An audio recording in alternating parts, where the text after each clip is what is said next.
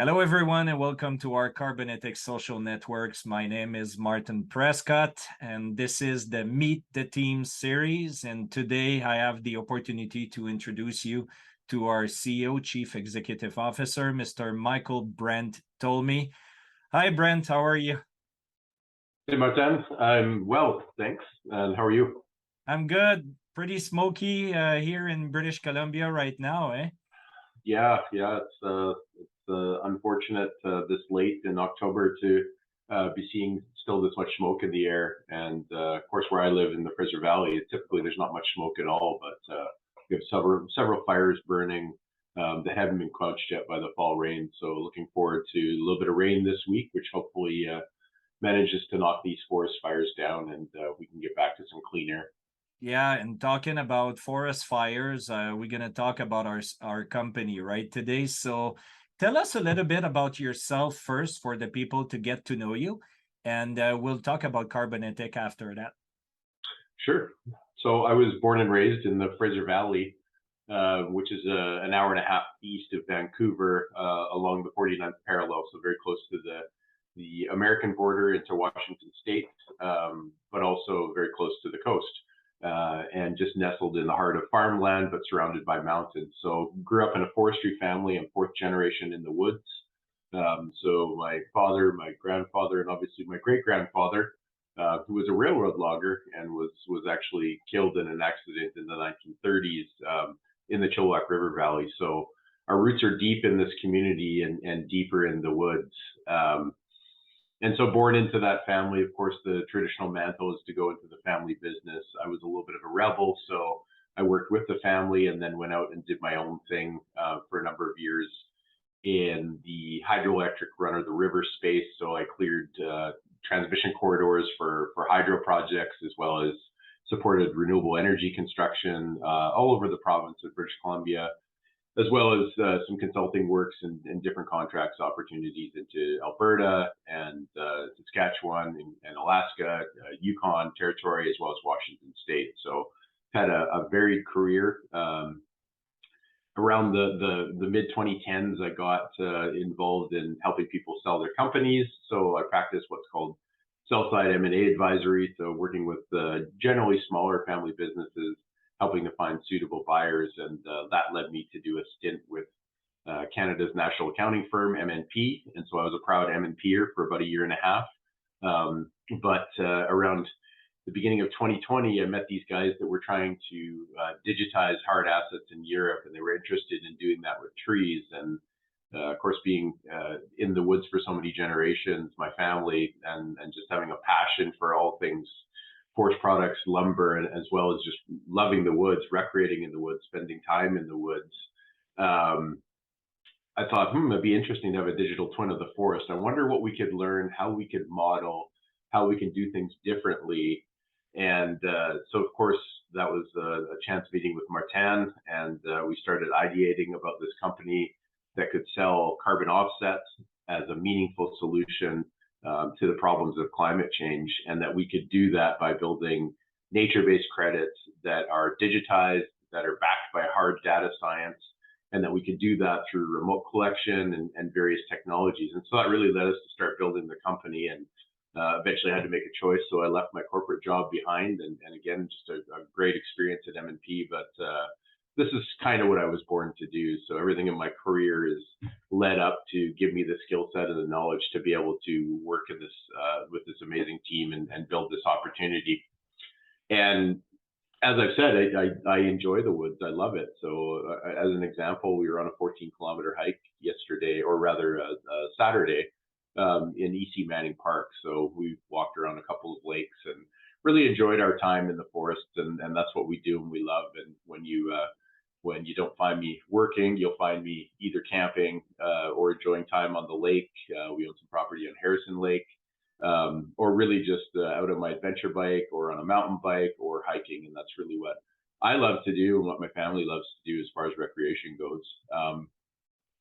Yeah, so lots of kids obviously in tow, and we have a big old camper that we love to take out traveling, and we've camped all around BC and different parts of Alberta and Saskatchewan and down the Oregon coast. And so we love it. We just love getting into forests, and Dad always drags the kids out to look at different trees. And so, they've seen the giant sequoias, and they've seen the redwoods, and they've seen the big coastal forests. And to me, that's important because it's an important part of my life, and I want it to be an important value of theirs that this is worth protecting.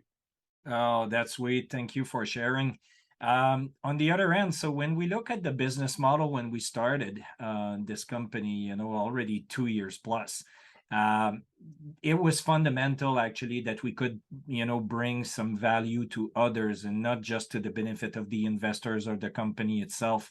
So we identified actually some beneficiary forest owners, especially, well, I will let you discuss that a little bit further, but we really wanted to bring actually a nice business model for the forest owners themselves. And there is no better forest owners because of their intergenerational, process and history than the indigenous communities of Canada, one of the indigenous communities of Canada. So what can you tell us about the partnership that we have with these guys? Yeah, I mean, it's a beautiful story. Really, is when you're Canadian, obviously you interact a lot with Canada's Indigenous people, so the people that were here first before Westernized colonization started to happen, and of course the Indigenous persons in North America and in Canada obviously were displaced from their land, and they lived a very simple yet eloquent lifestyle, full of religious sort of connection to the forest, religious connection to the land. And we thought, what better way to honor that and to access the vast amount of land in Canada that is held by this thing called the Crown, which is really um, it's being sorted out, but because a lot of the lands weren't treated properly, and particularly in different areas of Canada, there was no treaties at all, and there still aren't. There's all this land that, as recently as the last few years, the Supreme Court of Canada and in British Columbia has been acknowledging the sovereignty of Aboriginal Indigenous peoples over their lands. And so we thought, well, hey, if we're going to do forest-based carbon credit projects, let's do it in partnership with Canada's Aboriginal peoples and the Indigenous groups that we know. So these First Nations, and so we're excited to do that. And that's really how you unlock working in Canada on big land projects, because so much of the land is not privately held. It's held by this sort of cooperative trust called the Crown. And unless you can negotiate effectively and really get into partnership with Canada's Indigenous people, you're not going to go very far. And it really works well because, of course, this is a model of monetization where the money goes back into the forest. It goes to help us build more projects. But it also returns value for arguably one of the first times ever on a mass scale back to the rightful landowner. And we're very proud of that. And, our model is pretty simple. 51% of the net benefit goes to the Indigenous group because they are the rightful landowners. And so similar, if we were to want to lease a commercial property, we would, of course, have to write a commercial lease with the landowner. And so whoever owned that building, if we were leasing office space, they would be receiving the net benefit of that commercial lease. And this is the same thing. So this is business as usual for commercial folks, but this has really not been tested or built out yet in Canada. So we're excited to be leading the way and partnering with great Aboriginal and Indigenous partners across the country to improve forests, which is really exciting. And in our own way, we're helping to solve some of the hurts of colonialism and do our part in terms of reconciliation, not just reconciliation in word, but reconciliation in meaning. And as one of my good friends who is an Indigenous counselor with his First Nation has said, Brent, there cannot be reconciliation without economic reconciliation. And so here's how we're playing our part. So where are we at as a date of today regarding our operations, and where are we heading for 2023 and 2024? Yeah, great questions. So, I mean, current state is we're building digital twins, which is really exciting. And so we've acquired specialized remote sensing equipment, including some leading drone manufacturers. So we're proud to be using Skyfront Technologies because of their ability to stay in the air longer than any other commercially available drone, at least available to us. It's great technology that's built in Redwood City, sort of in the hub of San Francisco, Palo Alto. Great supporting team. And we use that as a tool carrier. So it's flying through and able to capture information of the forest. So then we take different technologies, multispectral imaging, photogrammetry, and we blend that with LiDAR. So what that does is LiDAR is basically hitting the ground with points of lasers, and then they return, and that gives us sort of what we call a digital terrain model. And it allows us to actually see some of the canopy too. So we start to get that digital canopy model. And that is the basic building blocks of putting together an actual digital twin of the forest. And what we're doing now is backing that up with boots on the ground. So traditional, old school forester folks who are off leading the team. And we've got obviously our VP of Forest Operations, Brendan, and he's leading the charge there. And our key manager in that department, Michelle Latulippe, who is an experienced silvicultural surveyor, and they really have this deep ingrained experience.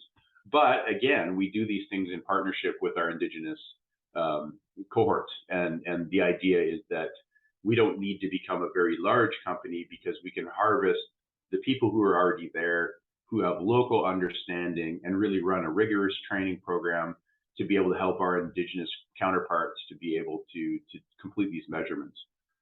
So when I talk about a measurement, what do I mean? Well, I mean taking a tape measure and wrapping it around the basal diameter to understand what essentially the width of that tree is. And from that, we can do calculations. Then we use a tool called a vertex hypsometer, which gives us an actual height of the tree using some laser trigonometry, essentially. And then we make notes about the forest. So is there a defect in that tree? How many trees are in that sample plot? So a plot being a radius. We count and measure everything in that radius.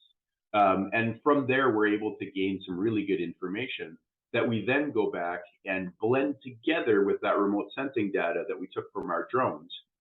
We pull all that together with conventional GIS, geospatial information, mapping that's already available with a lot of digital information tied together. And from that, we begin the process, and we're really handing that data stack off to our tech team. And our tech team is led by CTO Keon Rad and supported by an ever expanding cast of amazing developers. Just yesterday, I think, or the week before, rather, we were there was an announcement that went out that said, hey, we've added 3 new members to the team, which are positions we've been trying to hire for quite some time, and things are freeing up a little bit in the tech sector. So we're pretty excited to be able to get great, passionate, committed talent. And so that was pretty exciting, but their work is just beginning. So they're taking that information and they are building the digital twin. And all of that, the idea is that it ends up then on a dynamic dashboard, basically, that the carbon offset purchaser can use. And what that does is it shows them in somewhat real time what forest they've sponsored by buying the carbon offsets from that project, and that is actually achieving real gains. If they're sequestering carbon, trees obviously grow. They grow from adding carbon, photosynthesis, these very basic projects that we all study in early days in science. And we can prove that tree growth. And so I think that goes back to a core fundamental concept, which is you don't have to trust us, because there's so much distrust in the industry. And Martin, what are the key topics that we talked about when we first decided to enter into the carbon market? I mean, I mentioned I've been chasing it for 20 years, trying to understand it, and it sort of got going after Kyoto, and there were early attempts, and 9/11 happened. People weren't really interested in it. The world was changing. And then there was renewed interest up until about 2008, and then of course the financial collapse happened. But ever since about 2010, 2011, the momentum's been building really since 15, 16, where people are starting to be conscious about the negative human-caused effects of climate change, and how could we do things differently? How could we hold each other to a higher account? How could we help support industry that has unreducible carbon footprint and pull all of these things together? And so I think those key words, and correct me if I'm wrong, were always waste, fraud, and abuse. Always been. And this is where sometimes, we have to answer some questions because the people still try to get educated regarding the carbon offset markets and what's the purpose, right? Because I think people still believe, because of their education, that forest grows naturally, Mm. don't really need to be nurtured, and can be just preserved. Hmm. But we have to go deeper than that, right, in our process, just to make sure that it brings actually social, economy, environmental benefits, and such, so we can create these carbon offset and not just sell air, as what a lot of people can believe that that's what we are doing, which we're not. So I know you bring a lot of very good examples regarding actually the situation, let's say, as the Alberta Banff area forest, which is a conservation area, but very dry. What can you tell us about that for the benefit of our auditors today, our viewers today? Yeah, I think that's a great point. So, waste, fraud, and abuse selling air is as it's often called out by skeptics, and I think that is the problem. And so that's why we've chosen to be a data-driven company.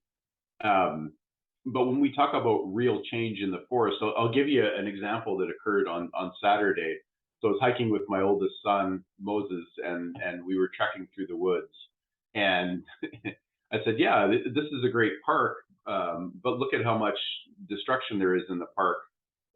Yet it's highly protected." And he said, "Well, couldn't they just go in and sort of take care of the issues and then not like basically help to make the good trees grow and get rid of the dead and down stuff? And wouldn't that be a lot better? Because otherwise, how does this get fixed? Because of course, in Manning Park, just like Banff National Park, just like Jasper National Park, there's a lot of dead and dying trees. And what that indicates to me as a student of the forest is that these trees, a lot of them have reached the top of their peak value cycle. And what I mean by that is trees are amazing at sequestering carbon, and they grow and they grow and they grow, and they get to a point where they've reached the top of sort of a value curve where they have the most embodied carbon. So, okay, there's some wood, in the back of my phone. There's lumber to build houses, obviously tables. My shelves are made of wood. My nice Brill clock there is made of wood. A lot of things are made of wood. That all has embodied carbon in it, right? So that carbon is not going anywhere. So anytime we can take a tree and manufacture it into lumber that's of high value, that's not going to just get thrown away, in the form of packaging or something like that, then that's a good use, and that carbon stays embodied, and we've captured it. Of course, there's a loss through the manufacturing process. There's a greenhouse gas emission footprint through the harvesting and through the milling and the transportation of that product. But we've captured it at the top of its cycle. After a while, it will start to decline, and it will start to release that carbon back into the environment. And that's what's really happening in Banff National Park and Jasper National Park and E.C. Manning Provincial Park and a lot of these other parks that are protected, but are in fact highly, highly at risk. And I think that's why folks in the know have pointed out that Canada has a problem with managing our forests, and particularly these national and provincial resources that have been mismanaged over the years. And now, of course, what replenishes fire, what replenishes forests, and sorry, I mixed up the tagline, but obviously fire is the great equalizer in terms of renewing forests. And that's what we're seeing now, where the planet's warming up. Historically, it's been hotter, so it's a thing that does happen. It's getting warmer, and what's happening is the drought cycles are lasting a little bit longer vis-a-vis the forest fires. I'm looking out right out my office window here, and the valley is just laden with smoke where it should be crystal clear, and I could see for 50 kilometers. I can't see more than about 3 kilometers. And so it just gives you an idea that the planet is changing. Things are getting warmer. And of course, lightning strikes get out of control. Human-caused interface fires get out of control. And they're burning hotter with more intensity because the forest hasn't been managed. And all of these dead and dying trees in these protected areas are then getting burned out. And of course, we have these mass fire events. And the tragedy of that is recognizing that fire, lightning strikes is a very natural part of forest renewal. Is that when you, as a human population, decide to disrupt anything that is a natural process, um, then you have to defend against the natural events. And so we have a managed forest, for instance. We have a thought or a framework around how we manage forests in North America. The problem is we don't account much for fire. And the tragedy of fire is that a tree can grow for 150, 250, 500, 1,000 years, and it just continues to pack on carbon over the years. And then in one lightning strike, all of that carbon goes back into the environment. And that's what we're facing now. So the inability to manage forests at scale is causing this massive problem where we can't defend against fire, and we're not doing the right things in order to propagate and to promote the growth of younger, healthier, more resilient forests. And that's the challenge. And so, of course, my son was saying, well, hey, can we basically get rid of the dead and promote the healthy? And wouldn't that be much better than just leaving it and saying it's protected? And I said, you know what? Everything you said is 100% correct. And that's why we're here.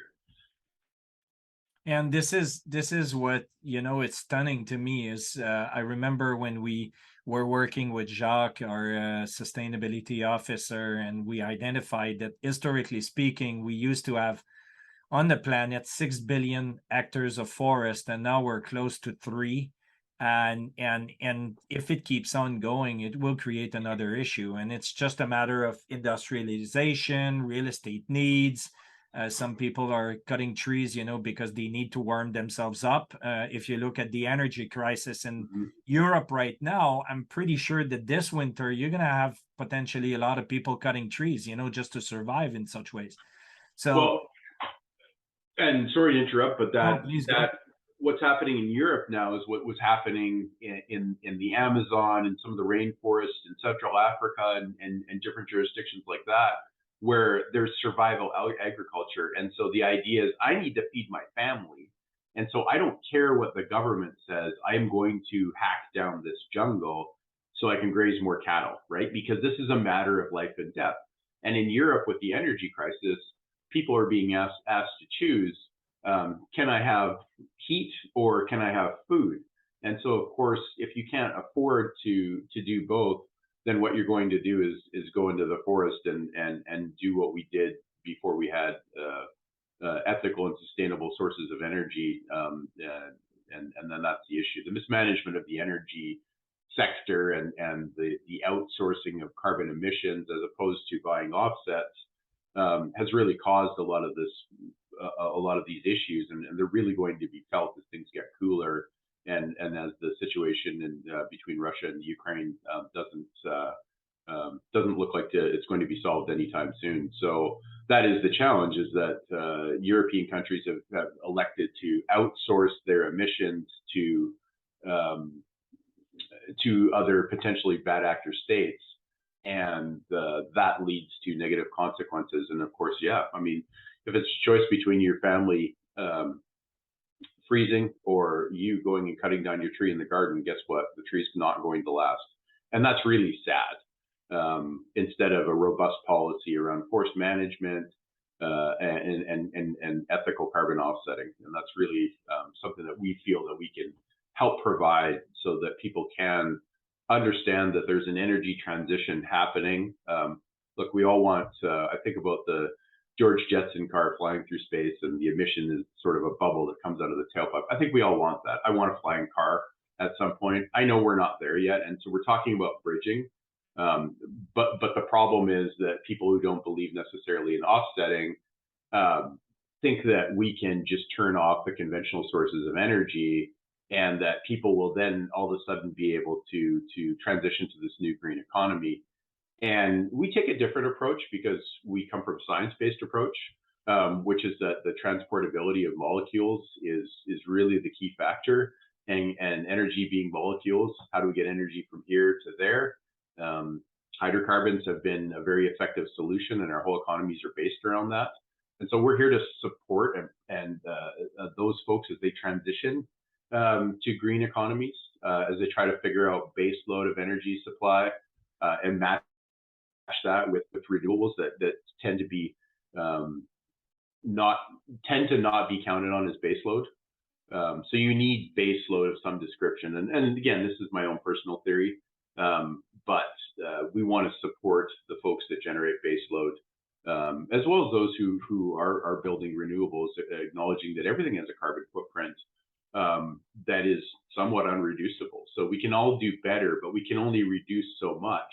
And that's why offsetting, and in particular forest management, is so key, because if we have more natural ecosystems that are helped to grow better, protected not in word or legislation, but also in practice, then we can offer more offsetting as we transition to a greener economy. Well, I'm very proud actually to be part of that beautiful story of ours, and like to have the capacity to build through the private sector, such relationships to make sure that we can garden and nurture actually forests, which to me are the lungs of the planet, Mm-hmm. and make sure that we can replant trees, and make it even better. And so, once again, Brent, thanks again for your experience and taking the time to share with us today, your extensive experience and value to developing actually Carbonetic company with us here. And we'll see you in another interview down the road when we've got new news actually to launch to the public, I guess. There's so many great things coming down the pipe. I sort of gave a synopsis of where we're at today. We're launching a pilot project that is like nothing else in the world. We're very proud of.